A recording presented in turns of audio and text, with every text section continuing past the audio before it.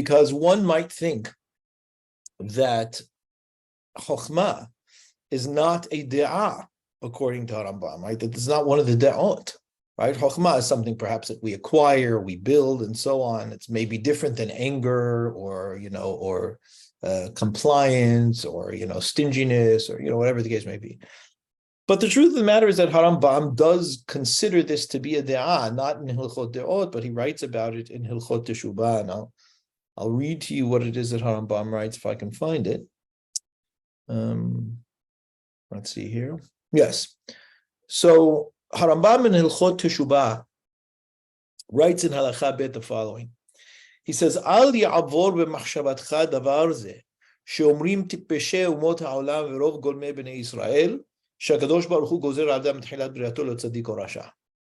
It's a well-known Rambam. Rambam says that it's interesting the language over here, and actually we'll come back to this language for another question that was asked, but he says, Al ya'avor b'machshavatcha. It shouldn't cross your mind, literally, is what that means. This thing that the ignorant people of the world, meaning the rest of the world, Verov golmei b'nei Israel, and the general population of Israel, right? That what? Shakadosh Baruch Hu gozer adam etchilat birato le'tzadik or rasha. That God decrees upon a person before they're born to either be a tzaddik or a rasha. He says, "Ena davar ken." That's not the case. And he says, "Ela kol adam ra'ui liyot tzaddik Moshe Rabbeinu or rasha ke'Yarovam." Every single person can be a tzaddik like Moshe Rabbeinu or a rasha like Yarovam. And then the next thing he says is o hacham o sachal. A person can choose to be a tzaddik or rasha, or a person can choose to be a hacham or a sachal. He can be an educated, an intelligent person, like a learned person, or he can be an ignorant person. Or rahman or achzari. It could be merciful, or it could be mean. Chilai or shuai. It could be stingy, or it could be, give all of his money away. And then he says the following: V'chen she'ar kol hade'ot. And so too all the other de'ot, which would imply that the list that he just listed are de'ot, right? And so too with all the other de'ot. And in these de'ot, he talks about chokhmah or sichlut, that a person might be wise. So that's the first thing that I'll say. It seems that Rambam brings it into this world of de'ot. But at the same time, one has to recognize, what it is that Rambam might be, talking about with regards to this. So the first thing is, we know that there are people that are perhaps more prone to, quick learning than others and so on. But I do think, to answer Freddie's question, I don't think that there is this being too smart issue, right? In other words, it's not that, I don't think that's an issue of a person learning too much, learning too much, but there are things that one has to worry about in terms of the balance that Rambam suggests in Hilchot De'ot. And that is how it is that a person amasses knowledge, or the priority that a person puts in one's life in terms of amassing knowledge.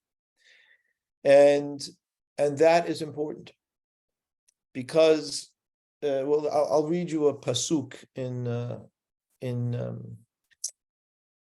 Kohelet. The pasuk in Kohelet says, this is in Kohelet Zayin, Tet Zayin.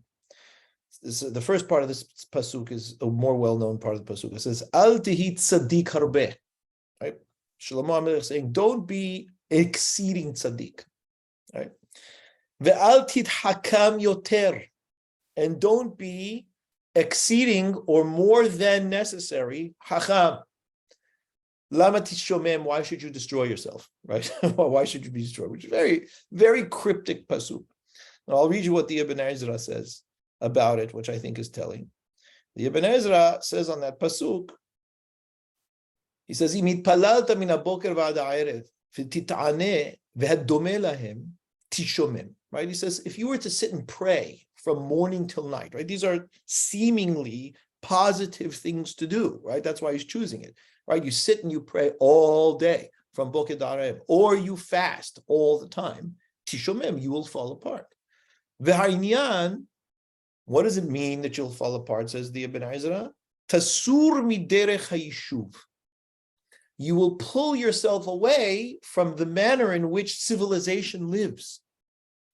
Kamoshiasu, so he talks about how people do this. Now, that is an issue. And that is essentially exactly what it is that Harambam is talking about when he talks about the de'ot, that a person becomes too extreme and therefore imbalanced in terms of their own humanity and their own capacity to be able to lead a balanced life.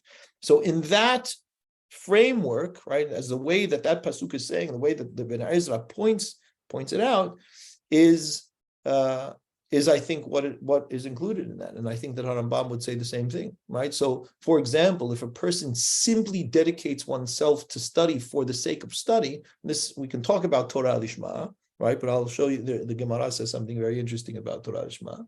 But if a person is doing it simply for the sake of study,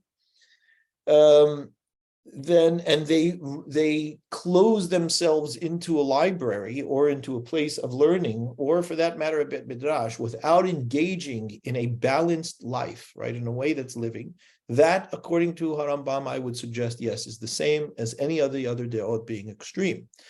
And that is why, for example, the Hachamim say, Lo ha-midrash ha'ikar, ela ha-ma'aseh. The learning is not the goal. It's the deed that is meant to come from the learning. That's the goal. So now one can say, well, if the deed is fed by the learning, and Harambam does write that, right? Harambam writes, Hamidrash kodem lema'aseh v'chol makom. Of course, the study always has to precede what it is that we do, because how is a person supposed to know how to behave and act if a person doesn't study and understand? I mean, even the fact that you quoted the Rambam means that you have to learn something in order to be able to know how it is that I'm supposed to act and be able to be balanced. So to sum up the answer, so we don't consume the entire thing with Freddie's question, which I was, like I said, intrigued by the question. Yes, it is possible to be too extreme, even in the amassing of knowledge and wisdom, because the amassing of knowledge and wisdom is not something that is meant to be done in its own right. Now, it is true that if I am trying to live my best life, right, if I'm trying to be able to achieve the greatest potential that HaKadosh Baruch Hu gave me, deep and broad study is important, right? It requires a great deal of study indeed, and it may require years that a person dedicates to being able to study and understand. But if it is study in a sense that it is imbalanced, and what is the imbalance here? If it's imbalanced in the sense that the study ends up taking over the life, right, and that the person then is not living life, then that's not balanced, and that is a problem.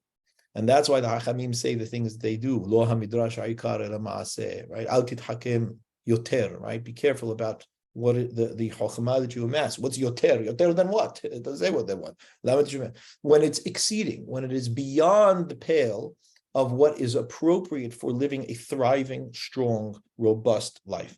Now, to live a thriving, strong, robust life, the amount of study might be a great deal, and that still may very well be balanced, because it's what a person requires in order to be able to live their life. But if it is no longer feeding the living of life, then yes, I think it is possible for a person to tilt the scales in the wrong direction with regards to that.